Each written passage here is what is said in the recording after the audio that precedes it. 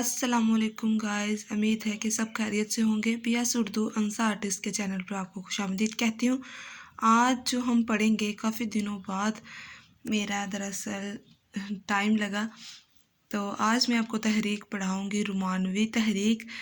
हम सबसे पहले देखेंगे कि रोमानियत आखिर है क्या, फिर बाद में कि रोमानियत ने कैसे जन्म लिया और किस किस असनाफ में इसने जन्म लिया।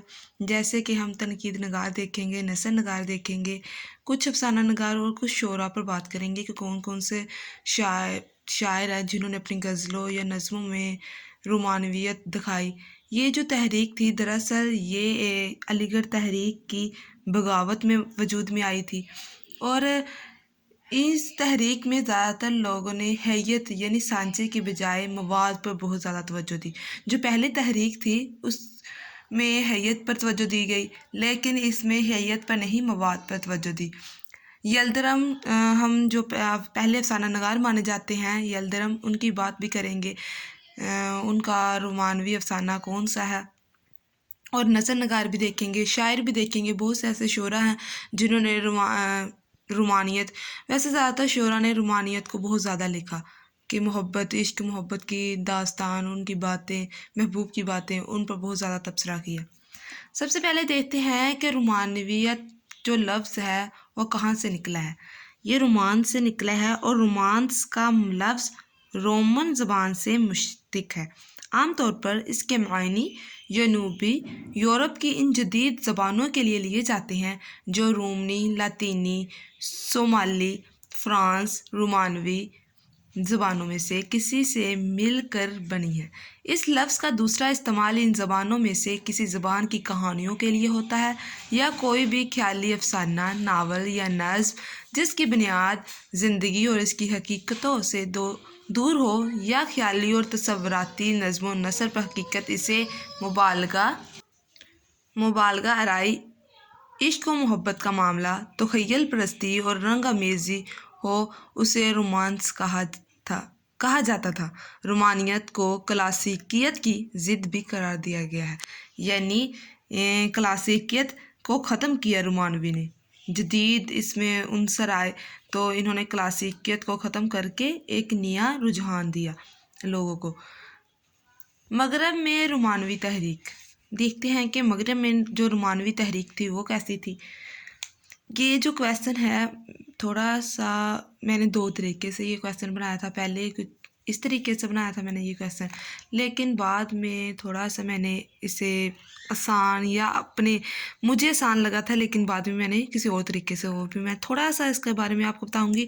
शुरू वाला यही ऐड करिएगा आप लोग भी कि ये तनकीदी जो तमहीदी पैरा होता है वो ज़रूरी होता है। किसी भी सवाल में तमहीदी पैरे का होना ज़रूरी है, यानी इसमें पहले थोड़ा सा बताना होता है कि आखिर रोमानियत, रोमांस क्या है, तो फिर हम आगे बात कर सकेंगे। अब देखते हैं कि मगरब में रोमानवी तहरीक क्या है। 18वीं सदी में इनकलाब फ्रांस का एक ऐसा वाक़या जिसने न सिर्फ फ्रांस बल्कि तमाम यूरोप के शोबा हाय को मुतासर किया। ज़ाहिर है इस शोबा हाय ज़िंदगी में अदब भी शामिल है। अदब में क्लासिकियत की जगह तख़य्युल अफरीनी, जज्बातियत और एहसास जमाल अदब की रग रग में समाने लगा। इसलिए आम तौर पर रोमानियत को क्लासिकियत की ज़िद करार दिया जाता है, यानी जो बात की थी उसको उन्होंने इधर साबित भी कर दिया क्यों क्लासिकियत की ज़िद कहा जाता है। ये एक रद्द अमल था जो क्लासिकियत के ख़िलाफ़ हुआ, जिसके नतीजे में ऐसा अदब तख्लीक होने लगा जो रोमानवी अदब कहलाया। फिर हमें राय देना भी ज़रूरी होती है किसी बात को प्रूफ करने के लिए, मतलब उसका सबूत देना भी लाजिम होता है। तो डॉक्टर मोहम्मद हसन इसके बारे में कहते हैं, क्लासिकियत अक़लियत का निशान थी, असूल परस्ती और तरतीब की कायल थी। इसने ज़िंदगी और इसके हुस्न को चंद गिने चुने महदूद दायरों में असीर कर लिया था। ये जो क्वेश्चन पहला था ये और भी है, बस इतना सा मैंने बनाया था ये क्वेश्चन, तो ये थोड़ा था, तो फिर जिसकी वजह से मुझे क्वेश्चन दोबारा बनाना पड़ा। तो लेकिन पहल मतलब इंसान जब स्टूडेंट है वो पहले टीचर से पूछे बगैर क्वेश्चन बना लें तो थोड़ी बहुत उसमें कमी कोताही ज़रूर होती है। तो यही वजह थी मेरी भी, तो जो मुझे क्वेश्चन दोबारा बनाना पड़ा। ये भी ठीक है, ये क्वेश्चन गलत नहीं है, लेकिन इसमें कमी थी। تو اس وجہ سے پھر بعد میں کویسچن میں نے اور بنایا، وہ میں آپ کو دراصل سمجھاؤں گی، وہی میں آپ کو کویسچن، یہ آپ دیکھ لیجئے گا۔ اگر آپ کو یہ بھی اچھا لگا، اس میں کوئی بات امپورٹنٹ ہے، امپورٹنٹ تو سارا کچھ ہے اس میں، وہ آپ ایڈ کر سکتی ہیں اس میں، صحیح ہے۔ تو دراصل ہمیں زیادہ جو ہمارے لیے امپورٹنٹ ہے وہ یہی ہے کہ سب سے پہلے ہمیں رومانیت کے بارے میں بتانا، پھر مغرب میں بھی ہم نے بتا دیا کہ رومانویت کیسے آئی، اس کی ابتدا کیسے ہوئی۔ پھر ہم نے، کیونکہ یہ کویسچن بہت ہی زیادہ لمبا ہو جاتا ہے، اردو ادب کی تحریک کے جو بک ہے اس سے کچھ مواد لیا ہے، کچھ نہیں، زیادہ تر ادھر سے ہی مواد لیا گیا ہے۔ تو پھر ہم دیکھیں گے تنقید نگار کون کون سے ہیں اس میں سے، اور افسانہ نگار کون کون سے ہیں، شعراء کے اوپر بات کریں گے، نثر نگاروں پر بات کریں گے ہم۔ یہ دیکھیں، اب جو آپ کو میں نے پہلے پیرا پڑھایا ہے کہ تمہیدی جو پیرا تھا، رومانویت کیا ہے، وہ آپ نے لکھ کے پھر ادھر بات کرنی ہے کہ اردو میں رومانیت یا اس کا پس منظر کیا ہے۔ یعنی ہم اردو کے لوگ ہیں تو ہمیں پتہ ہونا چاہیے کہ اردو میں رومانویت کیا ہے۔ اردو میں اس کا آغاز سر سید تحریک کے رد عمل کے طور پر ہوا۔ سر سید نے عقلیت، مادیت اور حقائق نگاری پر بہت زیادہ زور دیا۔ علی گڑھ تحریک کی عقلیت اور مادیت کے خلاف رد عمل میں سر فہرست محمد حسین آزاد، میر ناصر علی دہلوی اور عبدالحلیم شرر تھے۔ انہوں نے سر سید احمد خان کے مقابلے میں فسانہ ایام، صدائے عام جیسے رسالے نکالے۔ یہ آپ کو MCQs بھی آ سکتا ہے یا آپ کو شورٹ کویسچن بھی آ سکتا ہے کہ ان کے مقابلے میں کون سے رسالے نکالے گئے، ان کے نام بتائیں۔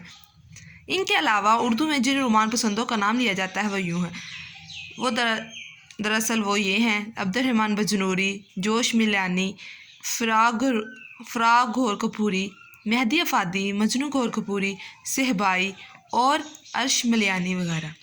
اب ہم رسالہ مؤخذن کو دیکھتے ہیں کہ رسالہ مؤخذن نے کون سے کارنامے سر انجام دیے اور کس نے اسے شائع کیا۔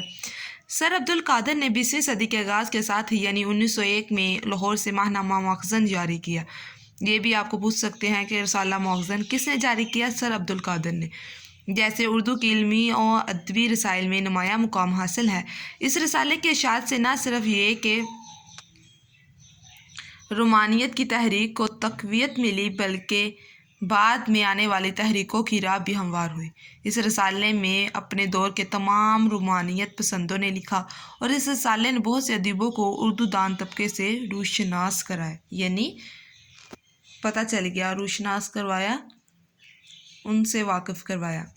اول کلام آزاد، یہ بھی بہت ہی اہم نثر نگار ہیں جن کا نام بہت ہی اہم ہے، نثر نگاروں میں اولین نثر نگاروں میں پائے جاتے ہیں۔ اول کلام آزاد نے نثر کو نثریت سے آزاد کرایا اور ایک علیحدہ اسلوب کی بنیاد رکھی۔ آزاد جدید عہد کے پہلے نثر نگار ہیں۔ ان کے لہجے میں انفرادیت کی وہ کھنک ہے جو اس دور کے کسی اور نثر نگار کے ہاں نہیں ملتی۔ اول کلام نے الحلال یہ ایک رسالہ ہے انہوں نے جاری کیا جس میں رومانویت کو اجاگر کیا۔ قاضی عبدالودود، اردو ادب میں کوئی دوسرا ادیب ایسا نظر نہیں آتا جس نے شدت کے ساتھ اپنی انفرادیت کے تعین عوام کی ذہنیت پر مارے ہوں۔ ہمیں اقتباس دینا ضروری ہوتا ہے ایک سوال کو امپورٹنٹ بنانے کے لیے، اسے اہم کرنے کے لیے، تو پھر اقتباسات کا ہونا لازم ہے، پھر ہی وہ ایک اتھینٹک اور سنجیدہ سا سوال بن پائے گا۔ اول کلام آزاد کے مطالعے کا بوجھ لدا ہوا ہے اور قاری اس سے متاثر ہونے کی بجائے فوراً معروب ہو جاتا ہے اور نثر کا تانا بانا خاصا الجھا ہوا ہے، اس کی تقلید آسان نہیں۔ اب یہ تھے کچھ نثر نگار، مطلب بہت ہی شارٹ، میں نے نام بتا دیے تھے، عبد الرحمن بجنوری ہو گئے، جوش ملیانی ہو گئے، نام بتا دیے، لیکن ہر ایک کو اگر ہم ایکسپلین کرنا شروع کر دیں تو یہ کویسچن تاحیات ختم نہیں ہو سکتا۔ تو اس وجہ سے بالکل تھوڑا تھوڑا جو زیادہ ہی امپورٹنٹ ہے وہ لکھیں اور دوسروں کو سر فہرست بتا دیا کریں۔ اب دیکھتے ہیں کہ شاعری میں کون کون سے شعراء ہیں۔ رومانوی فکر شاعروں پر بھی کافی حد تک اثر انداز ہوا اور اس دور کے بہت سے شعراء نے اس اثر کو اپنایا، جن میں زیادہ تر شعراء آہستہ آہستہ سفر کرتے ہوئے انقلاب اور حقیقت پسندی کی طرف گئے۔ شعراء اب دیکھتے ہیں، سب سے پہلے شعراء کون کون سے ہیں۔ علامہ اقبال کی بات کرتے ہیں۔ رسالہ مؤخذن میں لکھنے والوں میں سر فہرست شاعر مشرق علامہ اقبال کا نام ہے۔ اقبال کی شاعری میں ہمیں رومانوی اثرات نمایاں نظر آتے ہیں۔ ان کے ہاں جذبات کی کیفیت اتنی حاوی ہے، اگر ان کو رومانوی شاعر کہا جائے تو غلط نہ ہوگا۔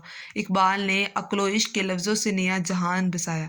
ان کی شاعری میں ہمیں جگہ جگہ جذبات کی کیفیت ملتی ہے، جیسے کہ وہ اپنے شعر میں کہتے ہیں۔ آپ کو اگر کچھ اور بھی شعر ان کے پتہ ہے، ویسے لاکھوں ہزاروں میں ان کے اشعار ہیں، تو آپ کو جو آسان لگتا ہے، جو آسانی سے آپ کو یاد ہو سکتا ہے، وہ لکھ لیجیے۔ مجھے یہ آتا تھا، اس وجہ سے میں نے لکھ لیا کہ مجھے مشکل نہ ہوگی کویسچن میں۔ بے خطر کود پڑا آتش نمرود میں عشق، بے خطر کود پڑا آتش نمرود میں عشق، عقل ہے محو تماشا لب بام ابھی۔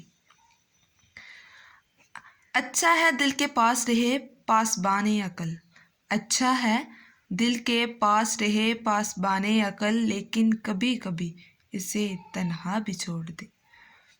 پھر اختر شیرانی کی بات کرتے ہیں۔ ان کی شاعری میں بھی ہمیں رومانوی نقطہ نظر بہت زیادہ ملتا ہے۔ ان کے یہاں حال سے گریز اور فرار کا رجحان نمایاں ہے۔ اختر شیرانی زندگی کے ٹھوس حقائق کا سامنا کرنے کے بجائے تخیلی زندگی میں پناہ لیتے ہیں۔ اختر شیرانی کی شاعری میں عورت کو بنیادی حیثیت حاصل ہے۔ انہوں نے اردو ادب کی تاریخ میں پہلی بار اپنی محبوباؤں کے نام لیے۔ یہ پہلے وہ شاعر ہیں، یہ بھی ان کی بہت ہی انفرادیت کی بات ہے، یہ یاد رکھنے والی ہے۔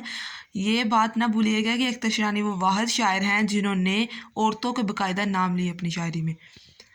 انہوں نے شعروں میں بھی ان کے نام واضح طور پر لیے، جیسے سلمیٰ، عذرا، ناہید، پروین اور کبھی شمسہ کے زہر آلود ہونٹوں کا ذکر کیا ہے۔ محبت کے لیے آیا ہوں میں دنیا کی محفل میں، محبت کے لیے آیا ہوں میں دنیا کی محفل میں، محبت خون بن کر لہلاتی ہے میرے دل میں۔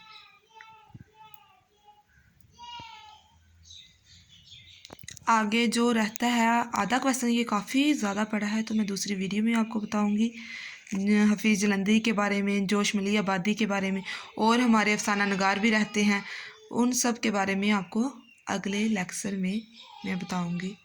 امید ہے کہ آپ کو اتنی سمجھ آ گئی ہوگی۔ اگر سمجھ آئی ہے تو کمنٹ باکس میں ضرور بتائیے گا۔